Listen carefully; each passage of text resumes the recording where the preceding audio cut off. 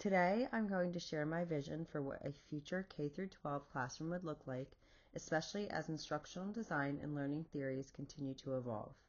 Throughout this course, we've studied a wide range of theories that explain how people learn. When I step back and think about what actually works for students, especially based on my own experience teaching young learners, I see a future classroom that is much more immersive, meaningful, and connected than many classrooms today. I'm going to explain the theories behind this vision, show how the technology I chose would work, and walk you through a detailed lesson example, discuss benefits, concerns, and then recommendations. Here's what I'll cover today. First, my vision of the future classroom. Second, how several learning theories from trends and issues in instructional design and technology support that vision. Third, the metaverse as the emerging technology that aligns with those theories. Then I'll show a concrete example of the metaverse-based lesson. And finally, I'll end with potential benefits, concerns, and recommendations for thoughtful implementation. When I imagine the future of K-12 learning, I picture a classroom where students are actively involved in the learning experience. Instead of sitting in a seat completing disconnected tasks, students will be moving, exploring, interacting with tools, and applying content in ways that feel meaningful. Young learners especially need context. They understand best when they can see why something matters. So my vision is a classroom that is hands-on, interactive, and grounded in real-life experiences.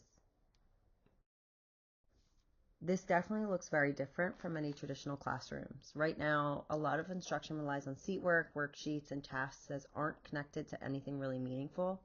But in my future classroom, students wouldn't demonstrate understanding just by filling in blanks in a worksheet. Instead, they would show it through authentic tasks, performance, and explanation. Learning would become more active and intentional instead of just passive and part of a routine. The first theory supporting this vision is situated learning. According to Reiser, Karchelman, and Dempsey, learning is most powerful when it happens in contexts that mirror how knowledge is used in the real world. The text states that learning from a situated perspective occurs through the learner's participation in practices of a community, class, workplace, or culture. This means students learn best through realistic problems, simulations, and meaningful situations, not necessarily isolated worksheets.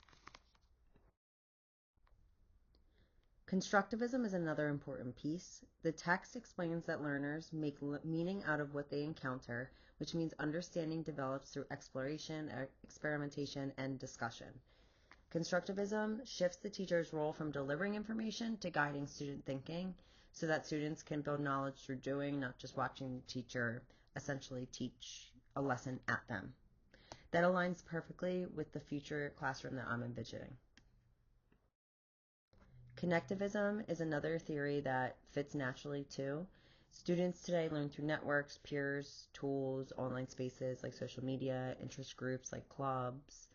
The ability to find, navigate, and connect information is just as important as the information itself. So a future classroom would not limit learning to one textbook or just the adult in the classroom. Instead, students would build understanding through a network of resources and relationships that extend beyond the classroom. Problem-based learning ties all the theories together.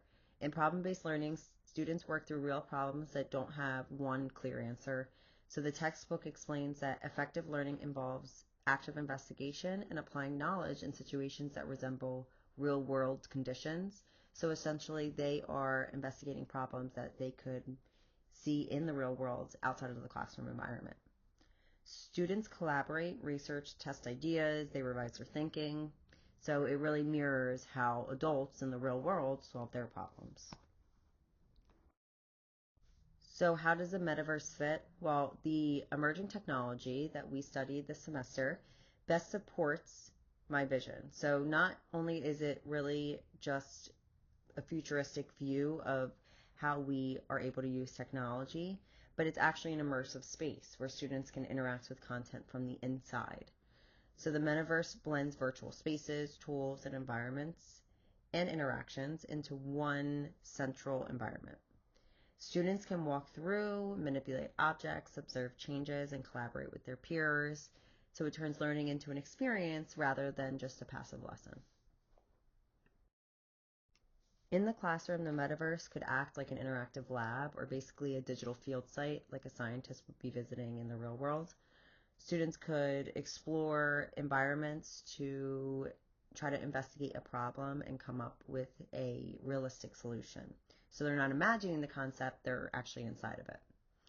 An example that I created was a metaverse ecosystem lesson. Essentially, what would be happening is that the students would be entering a virtual ecosystem in the metaverse. So the environment would include forests, wetlands, weather patterns, wildlife, and their task is to figure out why the population of a certain species is declining. So instead of a worksheet, it's just a full-on investigation. Students would start by being at a central research station that includes things like maps, tools, digital notebooks. So then the teacher introduces a challenge. A species is declining.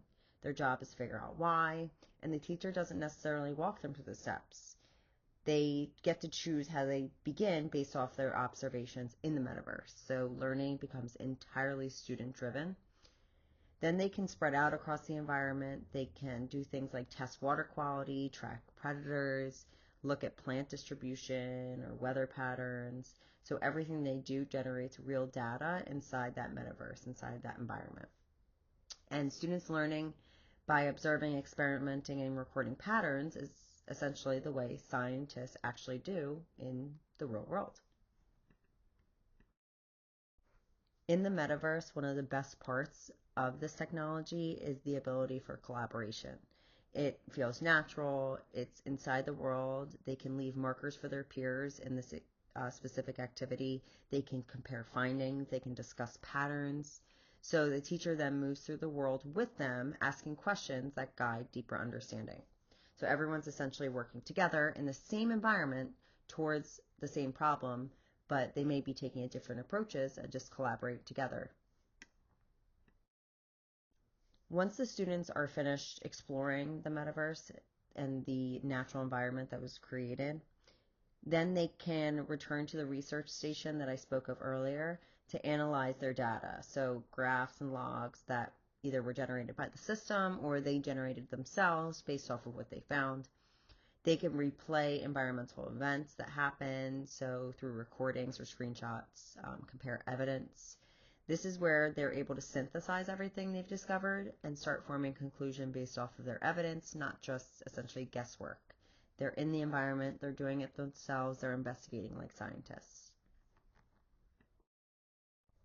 This is one of the most beneficial parts in my eyes of including the metaverse into the classroom is that there's the opportunity for authentic assessment. So instead of a written test, students will be able to create a presentation inside the metaverse using screenshots, data charts, and observations. And their assessment essentially mirrors what real scientists do: gather evidence, they interpret it, explain their reasoning.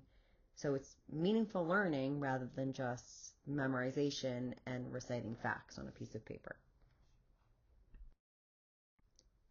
The benefits are huge. Students are, like I said before, immersed. They're engaged. The learning becomes hands-on.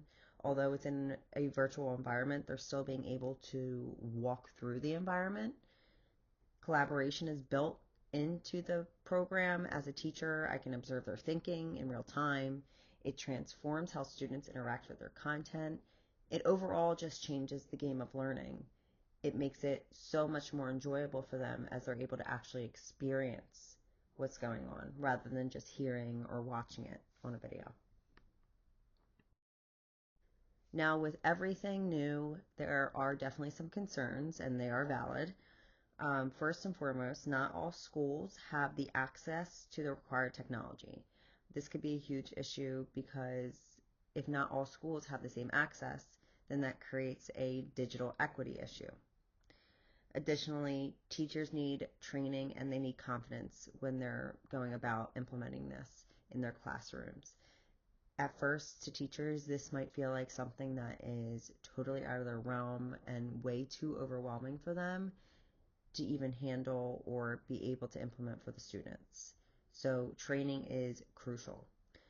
And then privacy and distractions. I definitely could see virtual environments causing distraction if they're not structured enough. students will definitely need to have clear goals and a clear path when they are within the metaverse.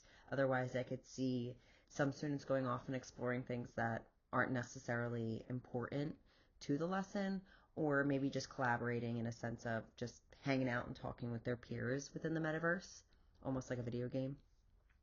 Data privacy also must be handled very carefully. So all of these concerns need solutions before this is able to be implemented.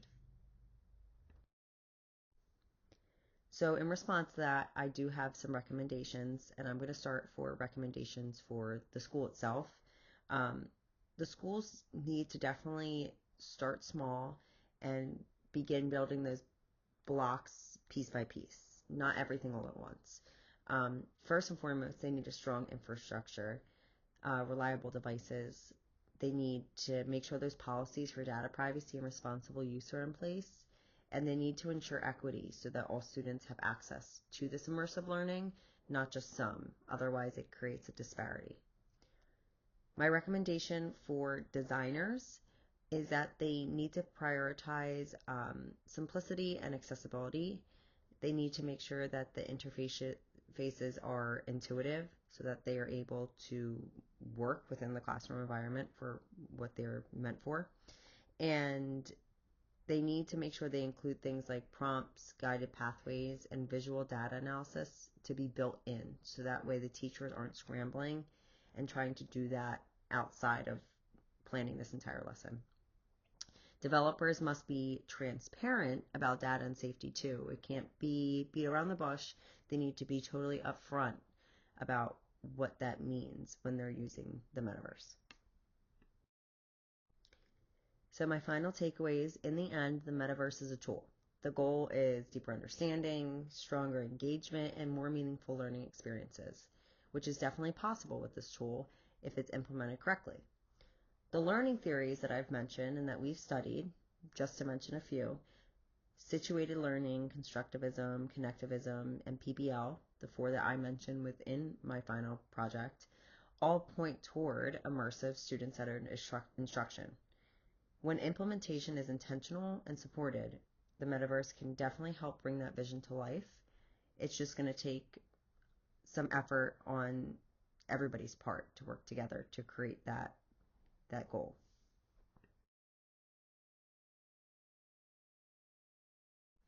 Thank you for watching, and I hope you were able to learn a little bit about how the metaverse can be a great tool to implement within a K-12 classroom setting, and hopefully you see the vision of the future classroom that I see so clearly. Thank you.